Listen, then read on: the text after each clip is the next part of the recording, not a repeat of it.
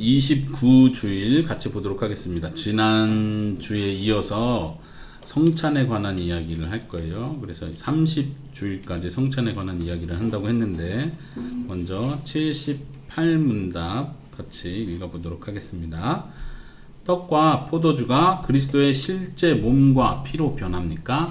아닙니다. 세례의 물이 그리스도의 피로 변하는 것도 아니고 제 씻음 자체도 아니며 단지 하나님께서 주신 표와 확증인 것처럼 주의 만찬의 떡도 그리스도의 실제 몸으로 변하는 것은 아닙니다.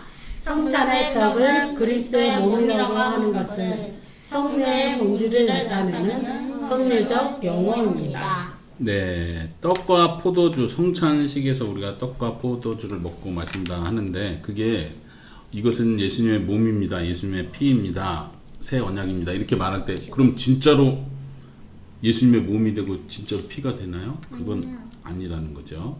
이제 여기 질문에 변합니까? 목사님이 기도할 때 이 떡과 포도주가 예수님의 살과 피로 변화가 되는 겁니까? 이렇게 질문했는데 이 표현 자체가 로마 카톨릭이 사용하는 표현이에요. 변화된다고 생각을 하는 거죠. 아니죠? 로마 카톨릭에서는 사제가 떡과 잔을 들어서 기도할 때, 축사할 때 그 순간 이게 실제 예수님의 살과 피로 변한다고 표현을 해요. 잘못된 거죠. 그래서 이 질문 자체에서 그거를 확실하게 짚는 것, 그거는 아닙니다. 왜냐하면 이건 단지 하나님께서 주신 표다, 상징이다. 그리고 확증, 보증하는 것을 의미하는 거지 이거 자체가 그것은 실제 몸으로 변하는 건 아니라는 거예요. 대신에 이제 제일 마지막 문장에 보면 성례적인 용어입니다. 이렇게 표현하는 거죠. 그냥 단지 상징합니다. 이렇게 말하지 않고 성례에서 사용하는 이 표현이다. 이렇게 말하는 거예요. 계속 넘어가서 79문답 읽어보겠습니다. 그렇다면 왜 그리스도는 떡을 그의 몸이라 하시고 잔을 그의 피 혹은 그의 피로 세우는 새 언약이라고 말씀하십니까? 또한 바울 사도도 왜 그리스도의 몸과 피에 참여하는 것에 대해 말합니까? 그리스도께서 그렇게 말씀하신 데에는 중요한 이유가 있습니다. 마치 떡과 포도주가 육신의 생명을 유지시키듯이 십자가에 달리신 그의 몸과 흘리신 피가 우리 영혼을 영생으로 이끄는 참된 양식과 음료라는 사실을 가르치려고 하셨습니다. 더 나아가서 그리스도께서는 눈으로 볼 수 있는 이러한 표와 보증으로서 우리에게 다음을 확신시키려 하셨습니다. 네, 일단 여기까지. 그 뒤에는 다시 한번 읽고 설명할게요. 먼저 이게 실제로 예수님 몸과 피로 변하는 게 아닌데 그럼 왜 계속 성경에서 예수님이 사도 바울이 그렇게 표현을 하고 있습니까? 이거를 설명하는 거죠. 왜냐면은 그 몸과 피라고 표현함으로써 우리가 먹고 마시는 거를 연상하는 거예요. 우리 몸이, 우리의 육신이 먹고 마시는 것으로 생명을 유지하는 것처럼 예수님의 몸과 피가 우리의 영혼을 생명으로 이끈다. 이걸 확실하게 알게 하기 위해서 그렇게 표현을 한다는 거예요. 그리고 예수님의 몸과 피는 우리의 참된 양식이고 음료다. 우리 영혼에, 우리에게 가장 필요한 진짜 그 음료다. 이렇게 표현하는 거죠. 이 표현은 특별히 요한복음에 있는 말씀을 가져온 건데 거기 보면 번호에 5번 있죠.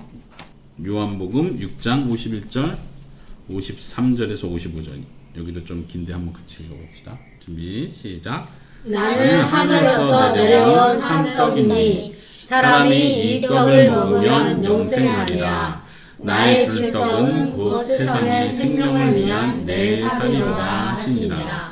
예수께서 이르시되 내가 진실로 진실로 너희에게 이르노니 인자의 살을 먹지 아니하고 인자의 피를 마시지 아니하면 너희 속에 생명이 없느니라. 내 살을 먹고 내 피를 마시는 자는 영생을 가졌고 마지막 날에 내가 그를 다시 살리리니 내 살은 참된 양식이요 내 피는 참된 음료로다. 예수님께서 이 말씀을 하신 거예요. 그리고 우리는 그 표현을 그대로 받아들이는 거예요. 예수님은 진짜로 우리가 사람을 잡아먹듯이 잡아먹는다는 뜻이 아니고 예수님의 살과 피가 우리에게 진정한 음료고 양식이 된다. 그러면 못 받은 사람은 막 천국 가지 못하는 건 아니죠? 그쵸. 그거 성찬에 참여 못했다 천국에 못 가는 건 아니죠. 그렇지만 예수님을 믿는 사람이라면 당연히 꼭 이것을 믿고 고백해야 돼요. 예수님은 나의 생명입니다. 믿고 받아들이고 할 수 있는 한 성찬에 꼭 참여해야 되는 거야. 맞죠? 네. 자, 그러면 그 뒤에 부분 아까 그렇게 나왔는데 그리스도께서는 눈으로 볼 수 있는 이러한 표징과 보증으로서 우리에게 다음을 확신시키려 하셨습니다 하고 두 가지를 말합니다. 무엇을 확신시키려 했는지 한번 같이 읽어주세요. 첫째부터 시작. 첫째, 우리가 그리스도를 기념하면서 이 거룩한 표들을 육신의 입으로 받아 먹는 것처럼 실제로 성신의 역사에 의해 우리가 그의 참된 몸과 피에 참여합니다.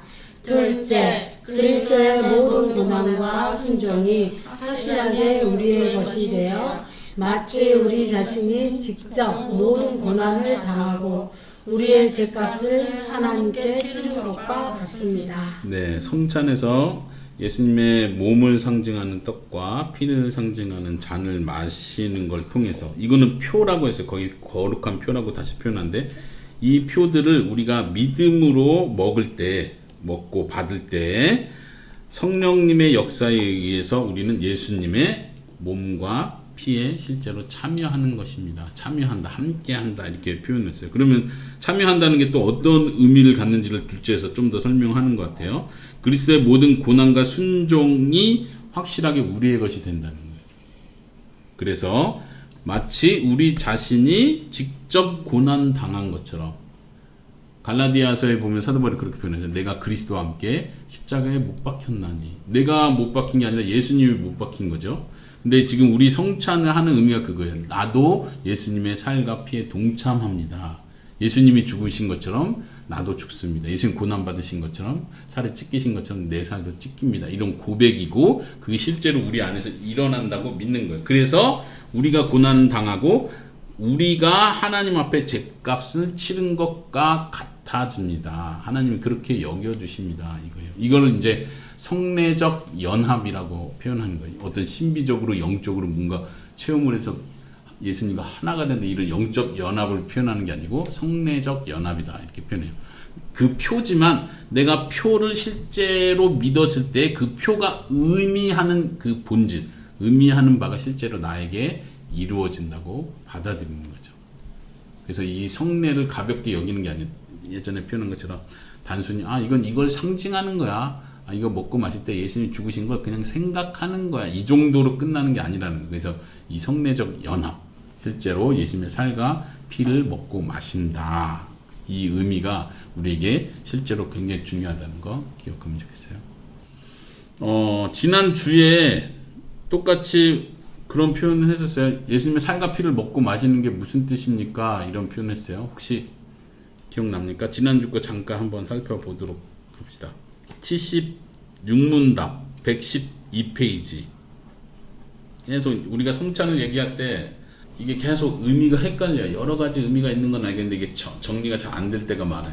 그렇지만 이제 우리가 계속 성찬을 반복함으로써 이게 확실히 이런 의미고 내가 이런 유익이 있고 내가 이런 걸 생각하면서 이런 걸 믿음으로 성찬에 참여하겠구나 이런 걸 확인하는 게 중요한데 76문답을 한번 눈으로 다시 보세요. 그리스도의 몸을 먹고 그리스도의 피를 마신다는 것이 무슨 뜻입니까? 하고 답에서 믿는 마음으로 그리스도의 고난과 죽음을 받아들이는 것이고 또 죄사함과 영원한 생명을 얻는 것입니다. 그리고 더 나아가서 어떻게 해요? 그 뒤에 쭉 보니까 그리스도와 그리스도의 거룩한 몸에 연합되는 것을 의미합니다. 그러니까 먹고 마신다는 게 영적으로 이런 의미를 가지고 있다는 거예요. 죄사함에 대해서 구원에 대한 확신, 그것이 내 안에 일어났다는 걸 받아들이는 것, 그걸 하나님이 보증한다는 거예요. 표로서 확증으로서 보증한다는 얘기죠. 그리고 여기서도 표현된 게 그리스도의 몸에 연합한다는 거죠. 그래서 아까 설명한 게 연합한다는 게 어떤 의미예요? 내가 그리스도의 살과 피에 동참하게 되는 거고 참여하게 되는 거고 그러므로 내가 죽은 것이고 내가 내 죽음으로써 하나님 앞에 죄값을 내가 치렀다는 거예요. 우리가 들었던 복음하고 좀 예수님이 대신 치러준 건데 우리 계속 이렇게 고백했잖아요. 근데 이 성례적 연합, 그리스도의 몸과 하나됨으로써 그리스도의 죽음이 곧 나의 죽음이 되는 거예요. 그리스도께서 죄값을 하나님께 치르신 게 곧 내가 하나님 앞에 죄값을 치른 게 되기 때문에 내가 용서받는 거예요. 놀라운 신비죠. 이게 그리스도의 연합의 신비예요. 그리고 똑같이 내가 그리스도와 연합됨으로써 그리스도께서 행하신 모든 순종이 내가 한 것이 되는 거예요. 아주 중요하죠. 네, 이것을 잘 이해하면 좋겠습니다. 자.